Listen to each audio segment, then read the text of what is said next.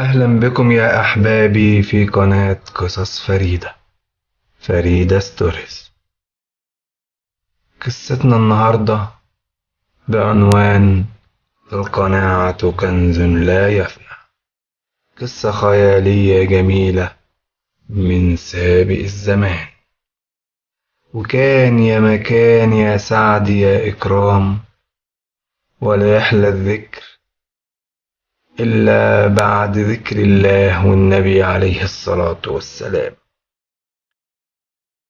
كان في سابق الزمان 3 أخوة فقراء، لم يكن بحوزتهم سوى شجرة جوافة، فكانوا يهتمون بها جدا، وكان كل يوم يحرسها شخص من ال3، ويخرج الآخران بعيدا عن البيت. وفي يوم من الأيام أرسل الله ملكا ليرى كيف يعيش هؤلاء الأخوة، وأمره إن وجد حياتهم شديدة البؤس أن يساعدهم. وحين هبط الملاك إلى الأرض اتخذ هيئة شحات وذهب إلى شجرة الجوافة، فوجد الأخ الأكبر وطلب منه أن يعطيه ثمرة، فقطف الأخ بعض الثمار وأعطاها للشحات وقال: خذ هذه الثمار من حصتي، فأنا لا يمكنني أن أعطيك من حصص إخوتي. فشكر الملاك الرجل ومضى. وفي صباح اليوم الثاني بقي الأخ الثاني لحراسة الشجرة، وعاد الملاك مرة أخرى ورجاه أن يعطيه ثمرة، فأخذ الرجل بعض الثمار وأعطاها للملاك قائلا: خذ هذه من ثماري، أما ثمار إخوتي فلا أجرؤ على إعطائك منها.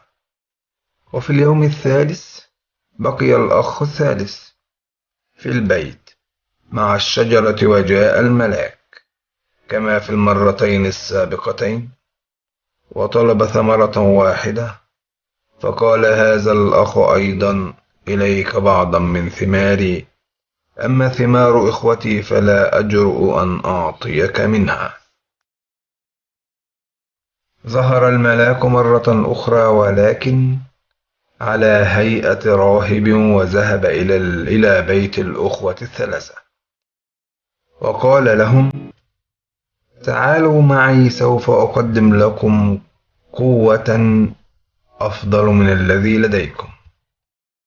تبع الأخوة ال3 الراهب حتى وصلوا إلى سيل جارف. عندئذ قال الملاك للأخ الأكبر: اطلب وتمنى. فقال الرجل: أتمنى أن تتحول هذه المياه كلها إلى شراب، ويكون هذا الشراب لي. رسم الملاك علامة في الهواء بعصاه، وفي غمضة عين راح الشراب يتدفق بدلا من المياه. وعلى ضفتي النهر كان يوجد مئات البراميل والرجال الذين يعملون تحت إمارته. ترك الملاك الأخ الأكبر قائلا له: هذا كل ما اشتهيته، اعتني بنفسك. بعد ذلك قال الملاك للأخ الأوسط: اطلب وتمنى. فرد الرجل: أتمنى لو كان هذا الحمام كله خرفانا، وتكون هذه الخراف لي. ومن جديد رسم الملاك بعصاه علامة في الهواء، وفي الحال تحول كل الحمام إلى خراف، وكان هناك الآلاف الخراف بالإضافة إلى مئات الرعاة تحت أمر الرجل. وفي النهاية قال الملاك: هذا ما تمنيته، فعش حياتك. ذهب الملاك مع الأخ الأصغر وقال له: اطلب ما تريده. فقال الرجل: لا أتمنى أي شيء سوى أن يهبني الله زوجة تقية وطيبة فرسم الملاك في الهواء بعصاه، فظهرت في الحال بنت جميلة وطيبة، وبعد ذلك زوجهما وأخذهما إلى الغابة وعاشوا هناك.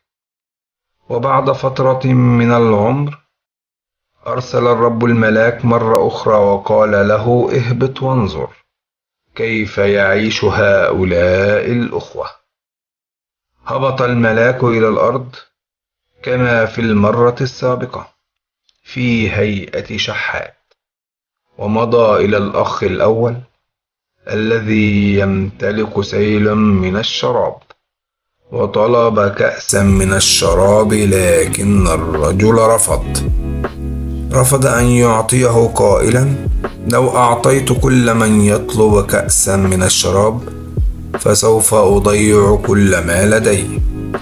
وحين سمع الملاك ذلك رسم بعصاه علامة في الهواء، فبدأ السيل يتدفق بالماء كما كان في البداية. وقال الملاك للأخ الأكبر: هذا لم يكن لك، عد الآن إلى شجرة الجوافة لتحرسها. بعد ذلك مضي الملاك إلى الأخ الأوسط صاحب الحقل المليء بالخراف، ورجاه أن يطعمه قطعة لحم صغيرة لأنه جائع، لكنه رفض قائلا: لو أعطيت كل واحد قطعة لحم لما بقي لي شيء منها. وحين سمع الملاك ذلك رسم علامة بعصاه في الهواء، فتحولت كل الخراف إلى حمام وطار بعيدا في الحال. ثم قال الملاك للأخ الأوسط: ذلك لم يكن لك، اذهب الآن إلى شجرة الجوافة لتحرسها. أخيرا مضي الملاك ليطمئن على حال الأخ الأصغر، فوجده مع زوجته في الغابة يعيشون عيشة فقيرة في كوخ صغير. وأخبرهم أنه جاء من رحلة طويلة، وترجاهم أن يسمحوا له بقضاء تلك الليلة عندهما، فاستقبله بترحيب عظيم. وقال الرجل له: أعتذر لك لأنني لا أستطيع أن أخدمك كما ينبغي، فنحن فقراء جدا. فرد الملاك: لا تبالي، فسوف يرضيني ما لديك كل الرضا.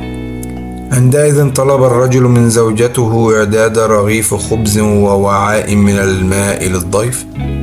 وبعد قليل وضع الزوجان أمام الملاك الخبز ووعاء ممتلئا بالماء، فقال الملاك: هيا لتأكلوا معي.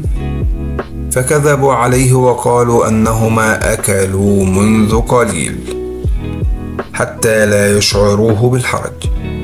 فرح الملاك كثيرا بسبب كرم الزوجان ومكافأة لهم. قام الملاك بلمس الكوخ بعصاه، فتحول إلى قصر كبير به كل شيء من حيوانات وخدم وعمال. وبعدها بارك الملاك الأخ الأصغر وزوجته وغادر، وعاش الزوجان في سعادة وهناء باقي أيام حياتهما. أتمنى أن تكون أعجبتكم هذه القصة، وفي لقاء قادم إن شاء الله.